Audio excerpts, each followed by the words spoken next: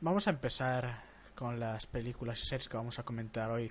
Y vamos a empezar por Deckard, que nos viene a hablar de una película vieja. Bueno, antigua. Vintage. Antigua, vintage. El clásico, clásico que cuando se dice que es un clásico, pues siempre se dice esta película. Bueno, vengo a hablar de Casablanca, amigos y amigas. Una película de 1942. Buh. O sea, yo creo que muchos de vuestros padres todavía no habían nacido. O sea, Ya, ya. esta película es de Por lo vuestros menos, abuelos. por lo menos 8 de los míos no habían nacido.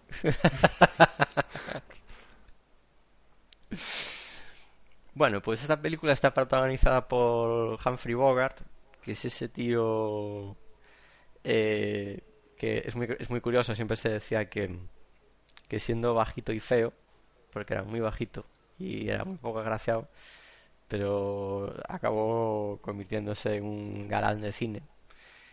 Pero bueno, con él hacían como hacen con muchos actores bajitos hoy en día. Los trucos estos de, pues, si lo enfocan desde atrás, pues, o sea, si tiene que hablar con un personaje más alto que él, pues lo enfocan desde atrás y un ángulo para que parezcan que son los dos igual de altos, o procura interactuar solo en el mismo plano con actores que sean igual de altos que él y tal.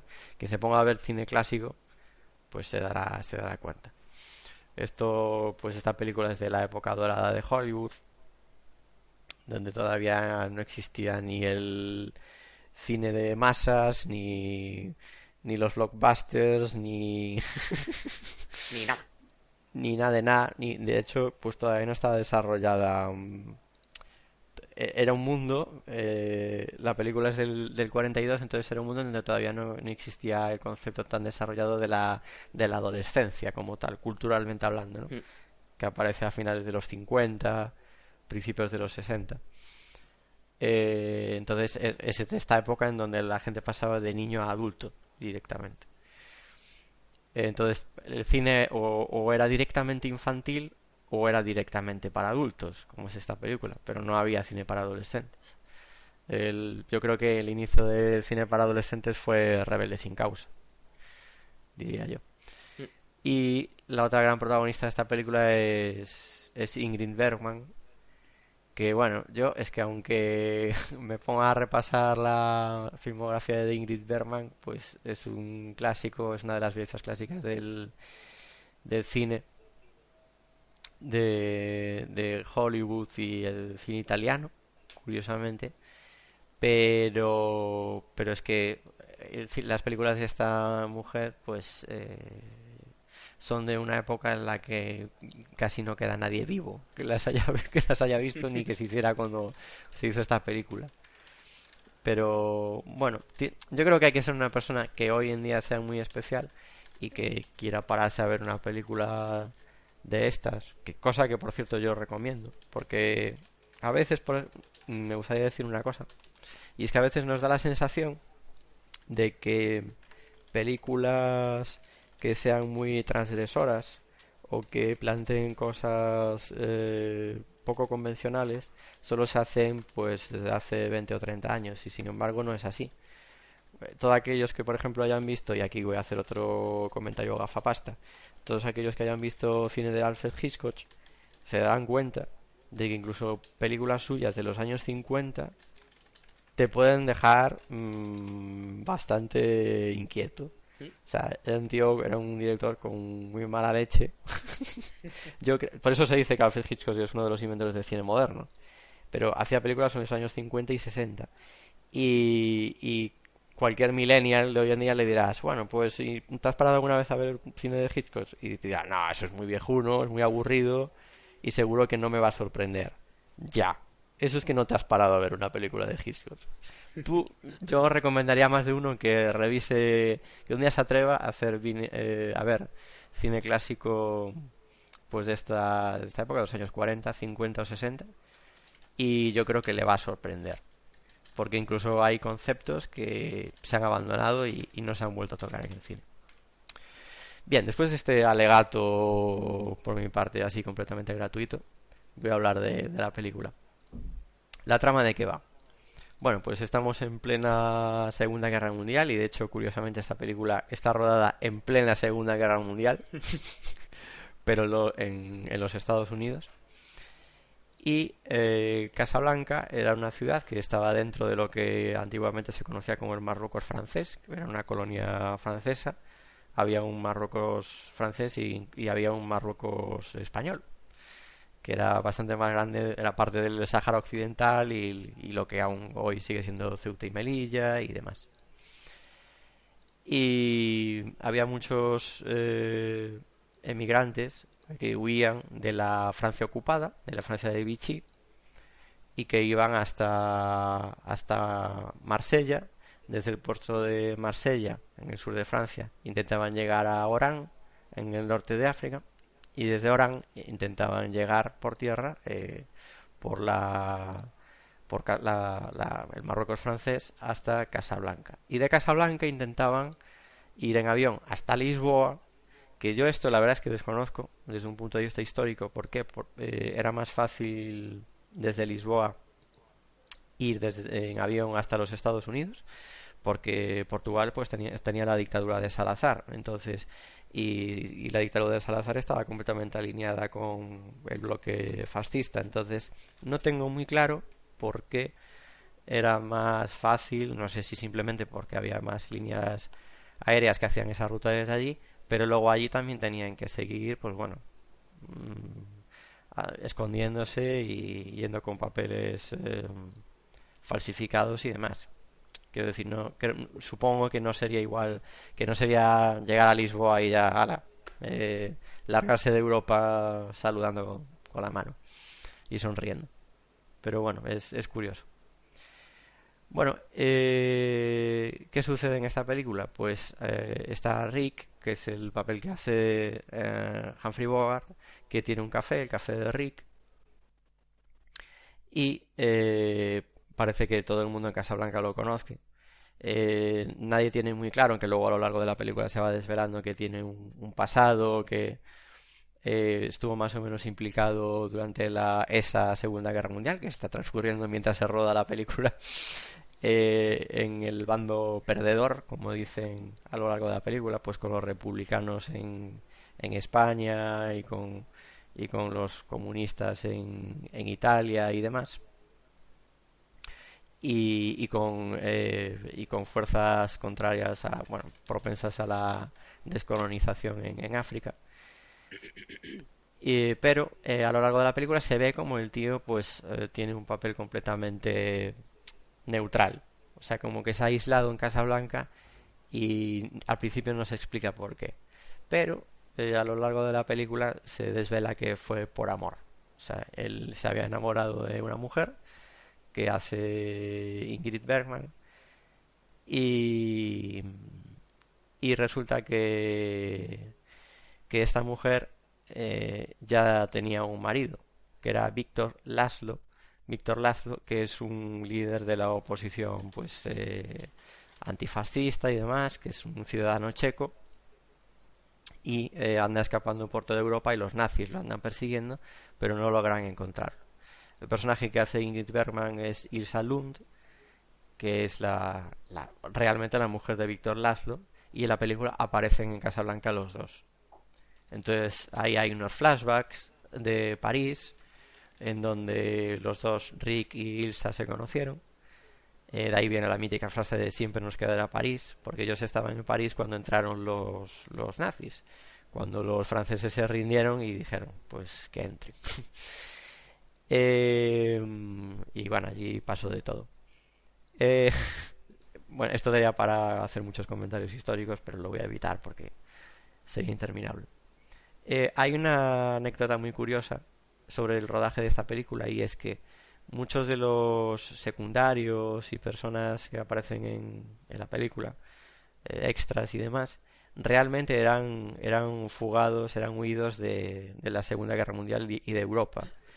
Y hay, bueno, buscando información sobre la película y tal, comentaban que después de algunas escenas muchos terminaban llorando, porque era algo que acababan de vivir hacía meses, años, que habían escapado de sus países de origen Y entonces allí en Los Ángeles, donde se rodó esta película, se montó un ambiente muy raro, muy especial, de fugados austriacos, checos, polacos y tal, de sus países, rodando esta película y haciendo de huidos en el café de Rick, de esa guerra, la misma guerra que, en fin, que estaba transcurriendo mientras rodaban la película. Yo creo que el ambiente tenía que ser muy fuerte. Hay un par de escenas muy conocidas de esta película que están muy muy bien. Hay una conversación de Rick con unos gerifaltes militares nazis que llegan a Casablanca persiguiendo a Víctor Laszlo, y entonces se dice que Rick no se suele sentar con los clientes del café, pero en ese caso hace una excepción y hay una conversación muy tensa entre Rick y el nazi, el militar nazi que empieza que el nazi tiene toda la información sobre Rick, de la inteligencia nazi, supongo, saca una libretita y empieza a leer información sobre él y tal. Le dice su nombre, y, bueno, en el fondo saben todo de él, ¿no? Pero él le va preguntando, le dice, ¿de dónde es usted? Y coge Rick y dice, borracho. En plan, llevo bebiendo desde que empezó la guerra. Y dice, pero si a lo que usted se refiere es de dónde nací en Nueva York. Y coge y le dice, nos imagina a usted nos imagina en Londres. Y dice, pregúntame cuando lleguen. Y nos imagina en su querido Nueva York y dice, hay algunos barrios donde no le recomendaría que se metiera. Bueno, esa escena hay que verla porque es brutal. Y bueno, hay un ambiente en general. Recordemos que esta parte de Marruecos, el Marruecos francés, forma parte de la Francia no ocupada. No conozco todo el trasfondo histórico, pero se supone que las fuerzas de la Francia de Vichy, esa especie de dicta blanda que se montó, esa parte francesa, que acabó siendo pues una especie casi de estado títere de la Alemania nazi, esta colonia oficialmente seguía siendo de la Francia no ocupada, pero su fuerza militar era tan débil que le ponía todas las facilidades del mundo al gobierno alemán. Entonces hay un tira y afloja muy gracioso entre el prefecto de policía Renault, que es muy gracioso, es un personaje muy gracioso, el típico policía, me recuerda al inspector Clouseau, el típico policía francés así bajito, con los militares nazis, que les da todas las facilidades del mundo para que se paseen por allí, pero él oficialmente desde la Francia no ocupada. De hecho, en medio de la famosa conversación que citaba antes, al principio, cuando los presenta, él no para de insistir en que ellos vienen en nombre del Tercer Reich, el Tercer Reich, el Tercer Reich, y en un momento dado el alemán le pregunta, ¿insiste mucho usted en eso del Tercer Reich? ¿Espera acaso que haya otro? Y dice el prefecto Renault, personalmente me adaptaré a lo que venga. Entonces, no le queda otra. efectivamente, porque, en fin, hay una fuerza policial allí, francesa, es política, o sea, al final, como hicieron con París, los dejaron pasar, porque, en fin, es muy curioso y muy tenso y muy bien llevado ese ambientillo que hay tanto de Rick como de la policía francesa, de ese equilibrio que hay entre dejar hacer y que en el fondo no están muy de acuerdo en que estén allí, ¿no? Y eso va evolucionando a lo largo de la película. Rick, hay un momento dado en que Ilsa le pide a Rick que por favor que piense por los dos, porque ella está, no puede más, está ahí derrumbada entre el amor por su marido Víctor Laszlo y Rick, y recuerda su historia de amor en París y tal. Entonces ahí Rick empieza a hacer un tejemaneje bastante curioso. Juegan un poco con el espectador, que es eso que a mí me gusta mucho, porque no te desvelan mucho. Entonces Rick empieza a gestionar la situación para que puedan escapar, pero mintiéndole un poco a todo el mundo. Y de hecho al final, bueno, yo recomiendo a todo el mundo que la vea, pero al final se ve que tan neutral no es, ¿no? pero como maneja el cotarro allí bastante, de hecho se ve que es un tío como muy respetado, en una Europa desmembrada completamente, pues allí en su café, y hay una parte del café donde juegan, tienen montado una especie de pequeño casino, donde que legalmente no se puede, pero la policía lo sabe perfectamente. De hecho, hay una escena muy graciosa en donde le dice entre perfecto Renault y Rick le recuerda que le va a seguir dejando ganar en la ruleta. Y ahí hay pues ex directivos de grandes empresas, ex industriales, ex banqueros de toda Europa que están pues a lo mejor trabajando de camareros o demás. Es que hay una escena muy simpática en donde hay un tío que intenta entrar en la parte del casino y Rick le dice que no. No se explica muy bien por qué. Debe ser porque a lo mejor o gana mucho o hace muchos pufos, no se sabe. Y dice... no sabe quién soy yo, me han dejado entrar en todas las salas de juego de Europa y aquí no va a ser menos. Y Rick dice que no, simplemente con un gesto, y no lo dejan pasar. O sea que es un poco... Es un factotum aquí Rick, o sea, no tiene ningún poder oficial, pero maneja el cotarro y tal. Es muy gracioso, volviendo un poco a lo que decía antes con Humphrey Bogart, que siendo bajito y nada atractivo, pues sabía transmitir muy bien, tenía esa mirada fulminante que vamos, que iba era el puto amo de la época. Y lo sabe hacer muy bien. No sé si alguno de vosotros la ha visto, la película. No, yo no. Yo la verdad es que Casablanca es una película que no he visto en concreto. Sí que he intentado ver alguna película de por aquella época y tal, pero justo Casablanca es una que se me ha escapado.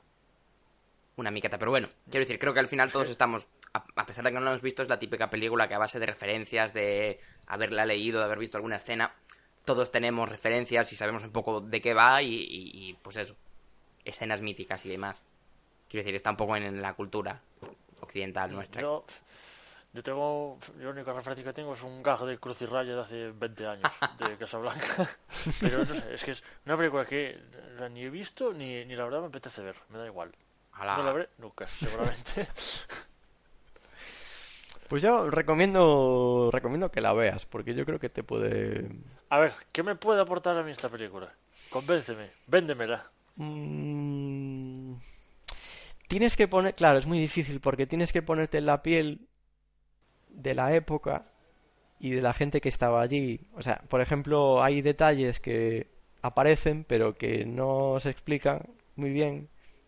Tiene que ver mucho con lo que decía antes, con esos difíciles equilibrios de la situación de las personas y cómo escapaban, ¿no?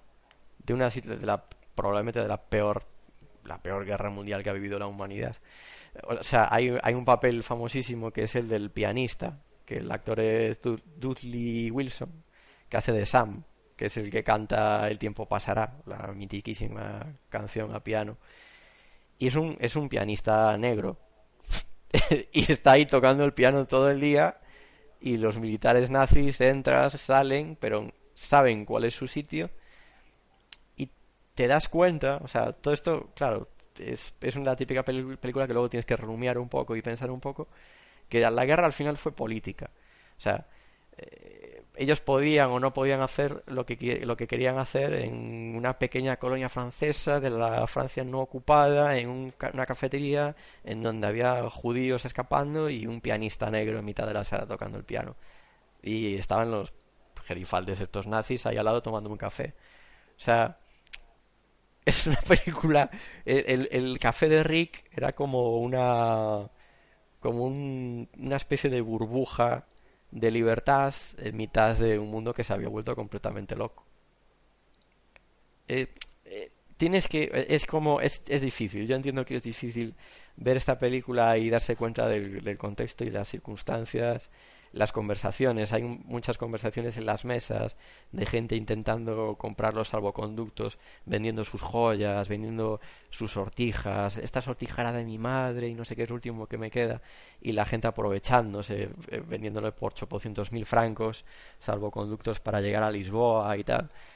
Y se ve un poco no sé, lo terrible de la situación y cómo la gente escapó de esa situación. Y Rick, pues es un personaje muy curioso, porque escapó por amor, escapó de todo. Es como que se recluyó allí en su...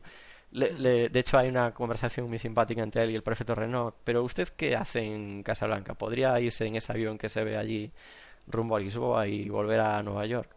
Y dice, vine a Casablanca a tomar las aguas. ¿Las aguas? ¿Qué aguas? En mitad del desierto. Me informaron mal.